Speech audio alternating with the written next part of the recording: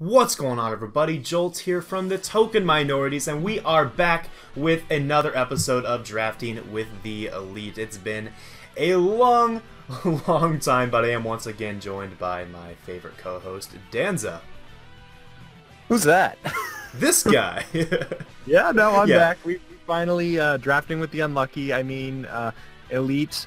Jolt's elite. I'm kind of, I don't know. What am I? I got no clue anymore. I'm here though. It's been a really long time. I think the last time we uploaded one of these was 6 months ago? Was it that long? I thought it was 604 BCE. It would have been... Wait, hang on, no. Gen 7 came out in, like, November, and we haven't uploaded one of these since late Gen 6. I think a month before Gen 7 came out. So it's been a long time. It feels like 3,000 years. Yeah, so we do apologize for that. It's just been very busy, and we also felt like we wanted to get a better grip on how Gen 7 really worked before doing any of these so that we don't give you false information, basically. So that was the general idea on that, but we do have some special guests with us here for this episode, as we have a couple people who did help out with the creation of the core that we're going to be building around here for this episode. So I wanted to introduce TrevCL and RizzyPOW, both coaches in the National Pokeball League, as well as in a variety of other leagues, but I'll let them go ahead and introduce themselves. Starting with Riz. Oh, okay. Yo, yeah, it's me. Hi, I'm a guy, and I am in the National Pokeball League and other leagues, and yeah, that's pretty much it. Pretty good intro. Yo, what is going on, guys? You've got your boy TrevCL here, and I'm in the NPL as well as about 25 different leagues. It seems like at this point. I do have a problem. It's actually only like 6 other leagues. Trev has an addiction. I do. But yeah, make sure to check these guys out. The links to their channels will be in the description below. Just a comment before we move on. Yeah. Trev, I don't have a problem with your leagues. I just have a problem with... Joel, you had 3 or 4 opportunities to tell the people that use fake news. Tell them about fake news, and you didn't do it. Trev is fake news. Wow. Trev is fake.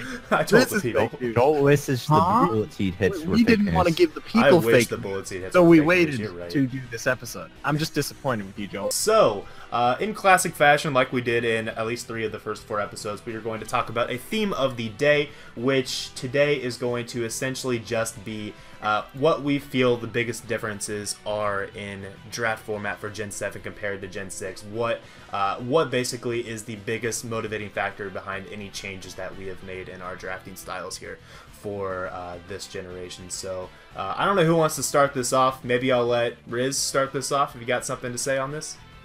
So in Gen 7, one of the biggest things is obviously Z moves. So that's kind of hard. I don't think there's really a ton that you can do to prepare for them though. So it doesn't really affect the way that I draft or anything, but the way I play definitely. Like I'll try scouting for them maybe. And this gen I also draft, like, I think speed is like one of the most important things, like even more important than last gen, because there's so many like things that you need to check more often. Like you don't have switch-ins as much. You can't wall everything this gen because, you know, I feel like it's more hyper offensive this gen. So yeah. All right. Can I take over? I got stuff to talk about. So when Game Freak released these games, I said to them, "Show me what you got, Rick and Morty style," and they presented us Alolan Pokemon, which is a very interesting concept. I will admit, it took me about a month for me to stop saying Aloha Pokemon. I'm not kidding. It took me a month. It also took you a month to finally start playing your game, but that's beside the point. That is true. I also only figured out there was an Alolan Golem in the middle of the NPL draft, but let that go. Anywho, serious stuff. So there are, what, maybe a little over a dozen Alolan mons, I would want to say, somewhere. I don't have an exact number, but it doesn't matter. There's a good amount of them that actually have made their way into OU. If you go to look at Standard, they have niches in draft format. So, you know, they're just kind of like basically new mons that didn't exist before. So there's something that they have to be planned for, is I guess my point. There are new things that have to be planned for with very unique roles in some cases. What do you got, Trev? Just expanding off Riz's point about Z moves, pretty much semi-stall teams have basically disappeared. Like the few I mean, there was a decent amount of like semi-small teams drafted, but now pretty much you can't go much bulkier than bulky offense if you don't want to risk just dying to everything. So yeah, so offensive teams are the bulky offense of last generation.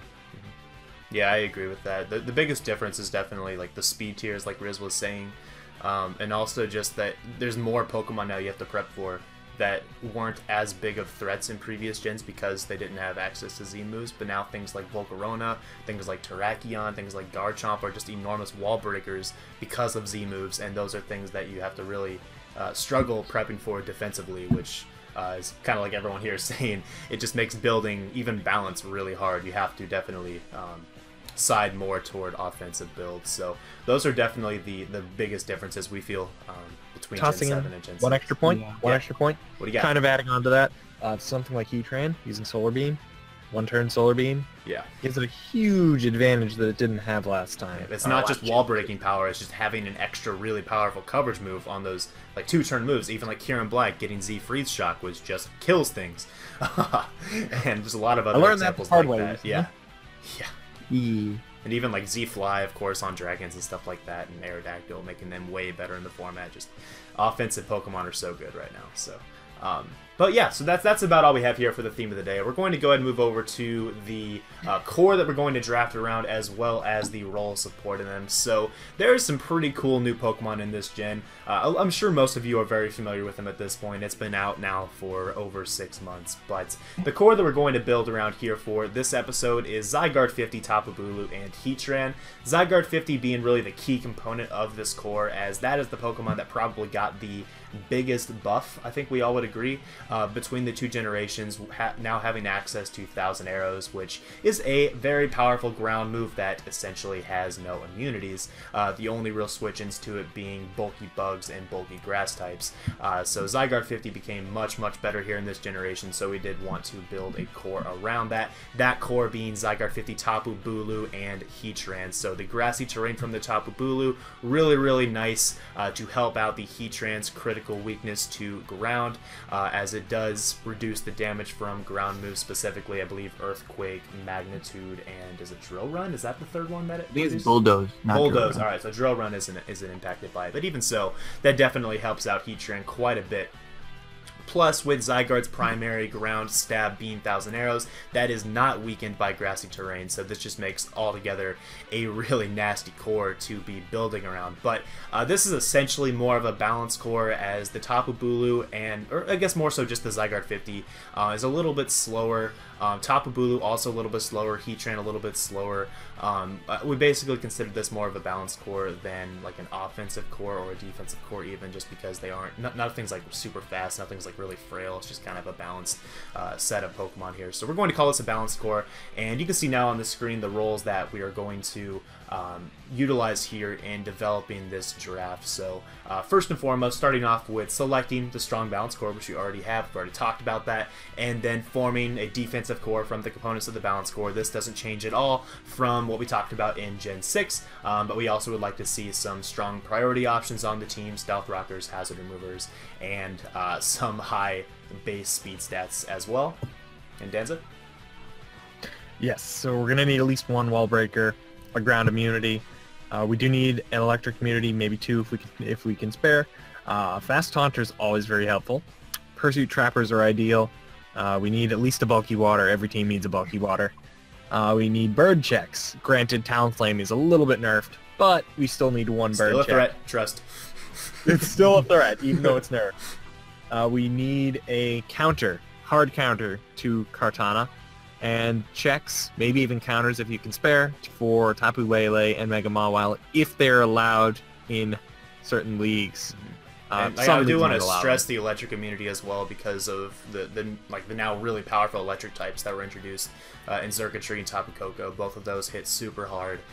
Beats boost on Xurkitree, making it all the more of a threat, and Tapu Koko, of course, setting up the electric terrain. So those are Pokemon that you really want to make sure you have a good response to on every draft, because they can straight up sweep you if you're not prepared. So there's a lot of really big threats this gen, thanks to Beast Boost mostly, in my opinion, and also Z moves, of course. But Yeah, those are just some things that were really important here for building. But also, it's good to have a grounded poison so that you're not deathly weak to toxic spikes. It's also good to complete a Fire, Water, Grass core just for general defensive synergy, and it's in the sense that you can switch between those and hopefully not die to any one attack as long as you have all three of those. And also, Dragon Steel Fairy core is nice both offensively and defensively. And of course, T-Spikes and Spikes are optional, but are always pretty useful to have on your draft, especially whenever you have a bunch of wall breakers, as every little bit of chip damage is certainly pretty useful whenever you have more of an offensive build. So yeah, so that's kind of the quick run through on the roles. You've seen most of this before. There's very few changes on this compared to last gen. Just the most notable ones are having the responses to the biggest threats in this generation, the threats that can just sweep you on their own, being those Ultra Beasts and the Tapus, and then I think a very select number of the standard OU threats here from this generation, most notably the Zygarde. So you do want to have that 1,000 arrow switching as well, which I don't think is actually on here, and I probably should have put it on here. But yeah, have a 1,000 arrow switching. That's pretty darn important. Otherwise, you're going to get yourself wrecked by Zygarde 50. So yeah, that's the roles here they're going to draft around. And now we can go ahead and move on to the draft itself. So as we already mentioned, the core that we're going to build around and the core that we are going to just assume we get to keep is Zygarde 50 round 1, Tapu Bulu round 2, and Heatran round 3. That is not a guaranteed core that you're going to be able to get. In some leagues, Tapu Bulu will go in round 1, in some leagues, Heatran will go in round 1, but we feel that these are the best rounds for them to actually be drafted in general. In a league that maybe would have a lot of people who are really knowledgeable about what's going on, or like how good these Pokemon really are, we think Zygarde 50 could easily be a round 1 pick.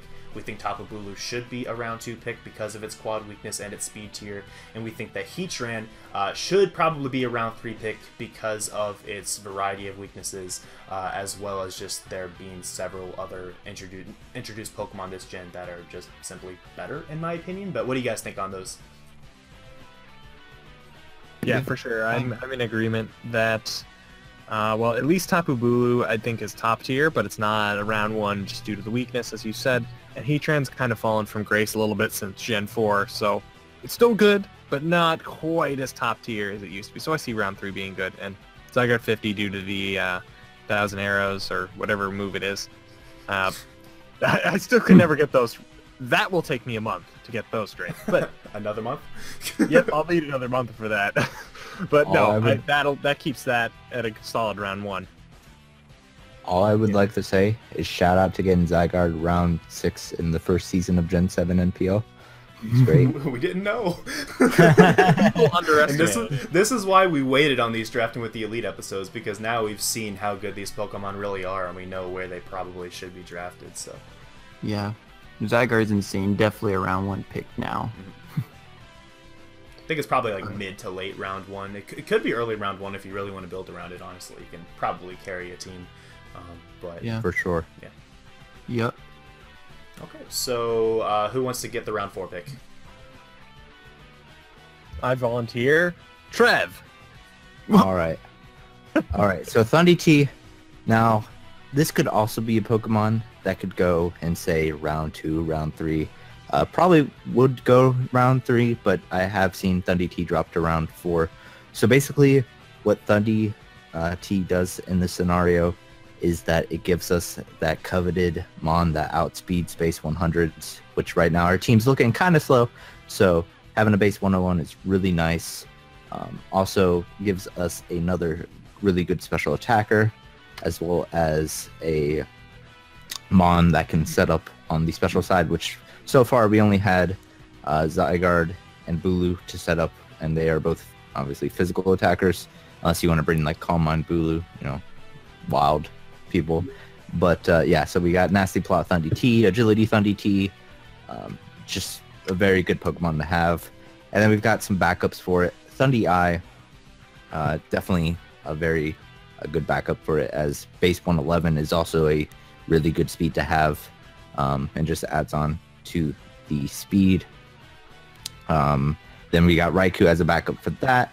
Raikou you might be able to wait on a couple rounds longer, until round 6 or 7. But base 115 speed is also nice to have, so gets Calm Mind. Its coverage isn't nearly as good as the Thundys, but definitely still a good Pokemon. And finally, the final backup is Jolteon, giving us base 130 speed, and you can probably wait on that until like round 7 or 8, I would say. Maybe and even later in some. Yeah, maybe even later. You might be able to wait on it until like around 10 or 11, depending on how the draft's going and what kind of draft it is. But yeah, I definitely say Thundy, or T or I definitely suit this team a lot more than Raikou or Jolteon, but those aren't bad options to have on this team for sure. Alrighty, and in our round 5 pick, the preferential pick would be something near and dear to my heart. Crobat. Good defogger, very fast, reasonable attack stat. Basically, we want the high 130 speed tier here, ideally. But like I said, the defog is also very, very important. U-turn is also nice. Some alternatives, Aerodactyl and Swellow. The one bad thing about Aerodactyl is that it doesn't get U-turn? No, I don't think it does, right? No, I don't think so. I don't recall it getting U-turn. But it still gets defog, and it actually hits pretty hard with rock-type moves and hits a little harder than Crobat. But there's Swellow as well, which actually was buffed this gen, so it has 125 base speed, pretty close to 130, still definitely a top speed tier. And it hits pretty hard with things like Hurricane and Heat Wave and whatnot due to its special attack buff. So it still has defog as well, can't forget that. Yeah, the And general U-turn. idea with that slot is just to have a fast flying type, so they have access to powerful flying moves, but also being able to defog to help out with the hazard removal for this team. So all three of those do fill that role pretty well. Aerodactyl, Yeah. I would say, is a really good backup actually with if you plan to make it your Z captain, as Aerodactyl with a Z Crystal is spooky. It has access to fly, so it gets Supersonic Sky Strike, it can run Continental Crush, Tectonic Rage, a lot of really powerful coverage options with Z Crystals. So Aerodactyl's a solid backup, but we do definitely like Crobat there. Probably more listen than to anyone. Mama Jolt. So then Riz, round 6. All right, round 6 is what we decided is our Mega. So this is Mega Gallade. Earlier we were talking about how speed is pretty important this gen, so this is another Mon that breaking above a 100 base speed. Pretty nice base speed as well with the 110. We have Crobat earlier with 130 and then Thundy with the 101. So just like a nice new speed tier between them. Also, it gives us a fighting type, which is really good. I feel like a fighting type is not necessary, but a really nice offensive typing with any draft. It also can be a bit of a cleric with the Wish Protect. It doesn't have like the strong, the fattest wishes ever because it only has base 68 HP, but it can still pass wishes. It still is pretty bulky with 115 SPDEF and 95 defense. It's a Mega it's definitely an underrated Mega as well, because like you have other Megas like Mega Medicham just that hits so hard. But Mega Gallade definitely is really good. It has a huge attack stat, still not as powerful as Mega Gallade, but it has like close combat, which hits really hard. It has a ton of coverage, and it gives us a setup sweeper along with Thundy with sets like SD or even bulk up sets are really, really good. So yeah, that's it for Mega Gallade. Yeah, we don't really have great backups for Mega Gallade necessarily. We think Mega Gallade is like really, really good on this draft if you can get it. It's pretty rare that it'll get taken before round 6, so you should be able to pick it up here without too much trouble. So then for round 7, this is where I guess you really see something that's kind of changed a lot between the two generations, and that's picking up defensive Pokemon that are still pretty quick. And for that slot, we're looking at Uxie, which I believe is a base 95. It's like really fast for a base fat. 95. Yeah, Yep. it's base 95 and really fat. So Uxie is able to serve the role as being a good pivot into a lot of Pokemon in the game, as well as being a relatively fast stealth rocker, as well as having access to Memento, which could certainly help out with the variety of setup threats we have on this team, including the Mega Gallade, Thundy T, and the Zygarde 50. I guess bulk up Tapu Bulu is an option too, or even Calm Mind. mind. We talked about that, but yeah. So Uxie is really solid on this team. It's kind of unfortunate that we double up the Psychics right away like that, but later on in the draft you will see that we do have ways to patch up that potential weakness. But just wanted to point out really briefly, you can already pretty much see it at this point. There is a pretty significant ice weakness to this draft at this point, where we do have the Crobat, Thundy, T, Tapu, Bulu, and Zygarde all weak to ice, but we do have the Heatran that is quad resistant to ice, as well as another, at least one more ice resist coming up here soon. So you will probably see, I think a lot this gen actually, I've seen it more and more lately, that a lot of drafts are kind of weak to ice. And that could be something that maybe you could try to take advantage of with your drafting in the future, maybe trying to pick up a powerful offensive ice type to abuse teams like this. But this is something that you will see, I think, pretty commonly here in this gen, just as a little bit of a tidbit of knowledge here for the future. But yeah, so Uxie's pretty good. Mesprit's a good backup for Uxie as well. I don't know Mesprit's base speed. I think it's a little slower. Is it 80? 80? Yeah, a little slower. It doesn't have Memento either, has Healing Wish instead, which is still really good, but it's still relatively fast rocker, still pretty bulky with a bit of an offensive presence, so still solid in this generation, I feel, as a bulky offensive Pokemon. And also has access to U-turn, so it can always pivot around just like the Uxie could as well. So both solid options here at round 7, and most likely at least one of those two will be available here at this point. You probably could get Mesprit a little bit later on if you wanted to. But so back to, I believe, Trev here for round 8. Yep.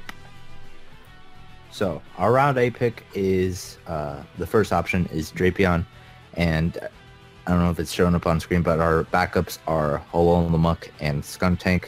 Now, the Poison Dark types are actually really nice to have this generation because they deal with both Fairy types offensively, and then they deal with Psychic types defensively and offensively, which is really great to have because not many Pokemon can do that aren't Steel types. So, really great option to have. Drapion is the preferred option out of these three, just because of the speed tier. Base 95, again, speed ties with Uxie, but that's fine. And has a very nice Fizdef and T-Spikes. T-Spikes is the major advantage over the other two. And the reason why we have both a Crobat and another poison type is because having a grounded poison type is pretty important, because at least in Gen 7 so far, there has been a lot of T-Spikers drafted. Like, I'm seeing leagues that have like 75% of the teams have T-Spikes. So having a grounded poison type as well as some decent hazard removal outside of that is pretty necessary now, or something that can at least abuse T-Spikes, like a Gutsmon. Yeah. But yeah, and while Alolan as a backup might seem like kind of low, definitely in a free draft it could go maybe like round 4 or 5. I believe it went like round 5 in last season in the NPL. Possibly in a price draft you could get it this low, depending on what it's priced now. Obviously, if it's like a cheap price, then it might go early as a value pick. But if it's a adequate price, then it might go this late. And then Skuntank is always a good backup poison type. It doesn't get T-Spikes like Drapion, but it's still got a decent amount of speed at base 84, I believe. It has a very nice offensive move pool with like stuff like Fire Blast and cool stuff like that. And Defog. And Defog, I was getting there. Defog is very important. It would be a little weird having 2 poison types be your defoggers, but weirder things have happened. But yeah, that is the round 8. So that is our T-Spiker, our if you get Drapion, and just overall our grounded poison, which is very, very important in this generation. Trev, you are right, because Game Freak made an ice cream Pokemon and a trash bag Pokemon. Oh yeah, it's my turn. Yeah. Yep. So, round 9. Blastoise would be, I guess, the preferred choice, but if you wanted some other bulky water, I suppose that is also an option. I guess Blastoise... There's tons of them, so... There's tons, lots of options there. But the reason why we have Blastoise here is we think Blastoise would reasonably be available right around round 9.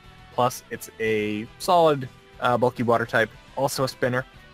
Very good thing. But if for some reason Vaporeon or Melodic or something made it down this far, you could definitely snag that too. There's no reason not to. We just think Blastoise would make it to round 9. And also, like, one other benefit to Blastoise is, as you'll see here a little bit later on, actually in round 11, this is somewhat turned into more of a hazard stack type draft, which it's nice to have a spinner available for hazard stacks so that you're not really forced to remove your own hazards to get rid of someone else's using defog. So just an added benefit to having something like Blastoise instead of another bulky water, but it's really up to you ultimately. Obviously you're not forced to take on the hazard stack approach. That's just something that we decided to do here for this particular draft. So for round 10, Riz? Alright, so for round 10, we were thinking Blissey looks pretty nice because it just gives you another, bulky thing. We have Uxie already, and just like Heatran. We just want some bulk. Very, very good special wall. A nice normal type, which is also good for a ghost resist. We have Drapion as well, but it's nice having an immunity. It gives us a rocker. It gives us a cleric as well, which is pretty huge. But yeah, Blissey, it's just a mon, has a lot of coverage. It's kind of weak though, but has a lot of things going for it. It gives us like a Calm Mind user. It also has natural cure, so it's not like toxic bait or anything, which is really nice. Also, just want to add one thing. Serene Grace, try it out. Don't go there. Oh man, oh my god. I'm looking through its move pool. You could run like Serene Grace, Rock Slide, and just flinch everything. I ran Serene Grace, Blizzard, Thunder, Fire Blast, and one other move. I don't remember. I think it was Tri Attack. Oh, it was great. I hacked the person out so much. All right, give it a try. I'm advertising it. That's my advertisement for the day. I'm not being paid for it. I'm sorry, Riz. You continue. I mean, there's not really much else to say. Just just a bulky thing, a bulky mon with recovery, and gets rocks. Gives us another rocker, which I think we have 3 total in this draft. We have Uxie, Blissey, and Heatran. So, I think that's a good.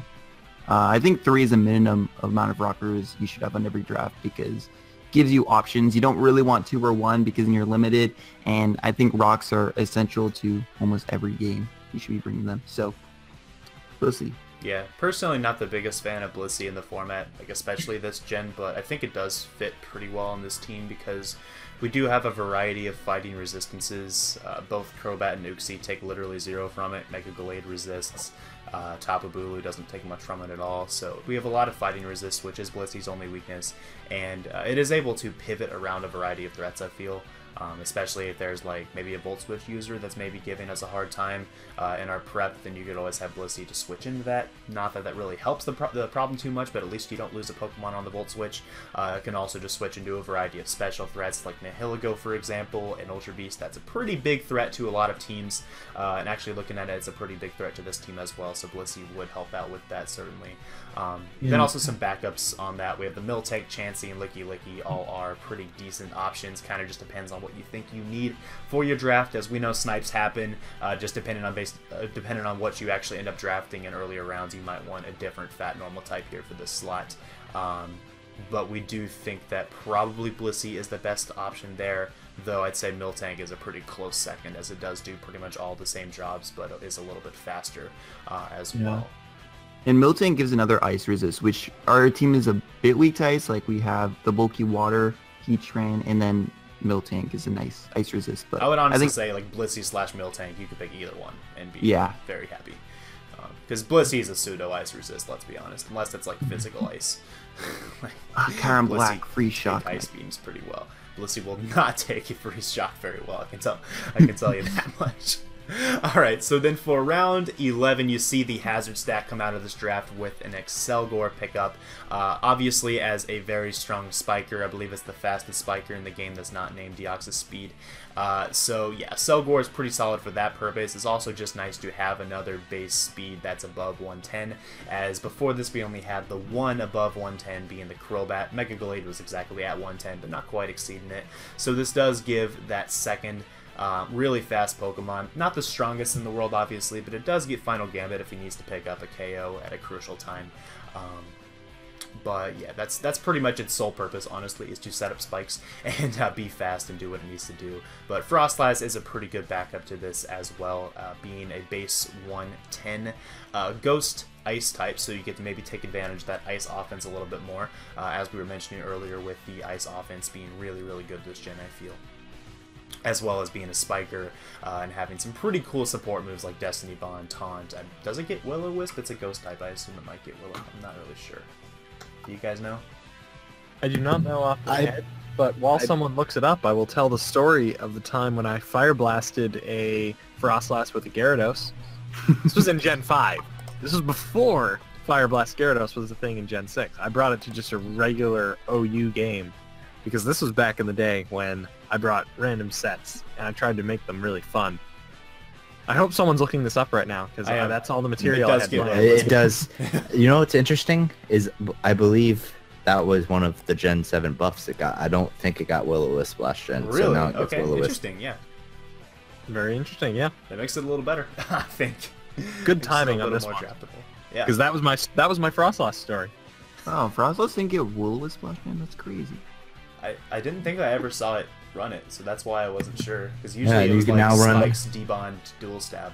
You can now run the legendary quadruple status. Toxic, Oh my god, no. Toxic Will-O-Wisp, Thunder Wave, Blizzard. Stop. Die. Reeds shouldn't exist. But yeah, that's the whole draft here, so you can see it all in front of you. This is, of course, an open draft, so in a point system, this would be pretty hard to obtain all of this, I think, unless your point system is pretty lenient, like the NPLs.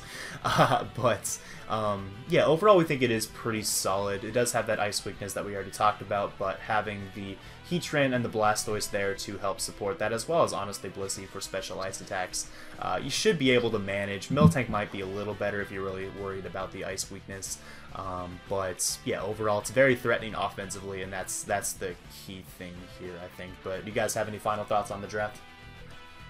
I like it a lot. Mega Glade's the best Mega in the format. You Let's not suck. get carried away. We all love you. Zygarde is a monster. No, but yeah, I guess the only thing that I kind of see is watch out for Mamoswine. Because, I mean, pretty much Mamoswine wrecks just about everything on this team. Well, I oops. think Not the combination quite, of Uxie and Blissey, like you can wish, Uxie and Blastoise, you can wish past Blissey into Blastoise if you need to.